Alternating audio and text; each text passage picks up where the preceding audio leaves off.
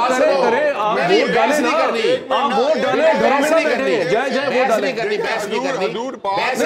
करें, अक्लमंद लोग बहस करते हैं। इसलिए मैं एग्जैक्टली यही बात करने लगा था, कामरान साहब शुरू हो गए कि मुझे तो एक चीज़ का पता है कि इमरान खान साहब ने जब तय किया कि जनरल आसिम मुनीर साहब के अपॉइंटमेंट रुकवाने के लिए, जो कि बड़ा अजीम काम था, जो उन्होंने जब जिम्मा उठाया और उन्होंने इसके लिए, आपको शायद याद नहीं होगा बच्चों, आपने पता नहीं हल्फ लिया या नहीं लिया, लेकिन कई करोड़ों लोगों ने शायद हल्फ लिया हो कि इमरान खान साहब बाकायदा हल्फ लेते थे यूनिवर्सिटियों में जाके कि तो आप लोग आएंगे, और वो 30 लाख का मजमा उनको चाहिए था।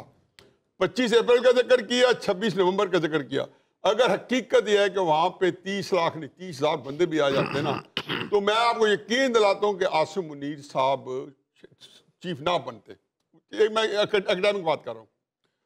इसका मतलब है कि जब आप 30,000 बंदा नहीं इकट्ठा कर सके, तो अब आप जाके अंदाजा कर रहे हैं कि आप पूरे पाकिस्तान के अंदर उनकी शेर सुन के, किसी के और किसी क्या सुन के, इनफैक्ट ये इस बात का अपनी जो औकात है ना, वो संजू एक बहुत बड़ा चाइनीज फिलासफर था, उन्हें 2 बातें की हैं आप लोगों की रहनुमाई के लिए, इमरान खान की रहनुमाई के लिए, नवाज शरीफ साहब की रहनुमाई के लिए, मेरी रहनुमाई के लिए। अपने दुश्मन को पहचानो और अपनी औकात को पहचानो। पॉइंट आ गया। अच्छा जी, नेक्स्ट क्वेश्चन प्लीज। सबसे पहले सबको अस्सलाम वालेकुम एंड इय्याका नअबुदु व इय्याका नस्तईन। वाह, आपने ये बात कही है कि आप लोग इहदिना सिरातल मुस्तकीम, ठीक है बेटा पढ़े पूरा, इय्याका नअबुदु व इय्याका नस्तईन व इहदिना सिरातल मुस्तकीम। अल्लाह ताला हम सबको सही रास्ते पे चला। टाइम वेस्ट हो गया बहुत। आप लोग बाहर नहीं निकलते, सिर्फ आप लोग बातें करते हो, तालियां बजाते हो। अच्छा। आंखों देखा वाक़या मेरे घर के सामने वो बेचारे बाहर निकले और अभी तक वो जेल में। कौन? मेरे घर के सामने बच्चे गए हैं, वो बट्टी साहब आपकी तो बड़ी सेहत छुड़ाया जाके यार। अच्छा जी, आप जाती इश्यूज नहीं सेटल करने इधर। हम सबको पता है कि मुल्क की जो सबसे बड़ी और पॉपुलर पार्टी है, वो उसको इलेक्शन नहीं लड़ने दिया जा रहा, उससे उसका निशान भी छीन लिया गया है।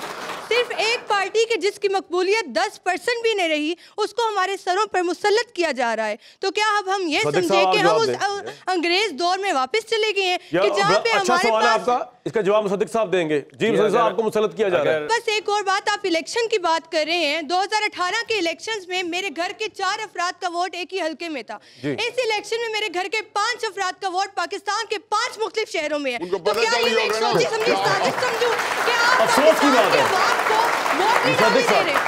क्या ये सोची समझी साजिश है कि आवाम को जलील किया जाए? इनका जो सवाल है ना, हर हल्के में इस्तेमाल करें। जी सर, बहुत शुक्रिया कि आवाम जलील होकर वोट ही ना डाल सके। मुसद्दिक साहब जवाब दें।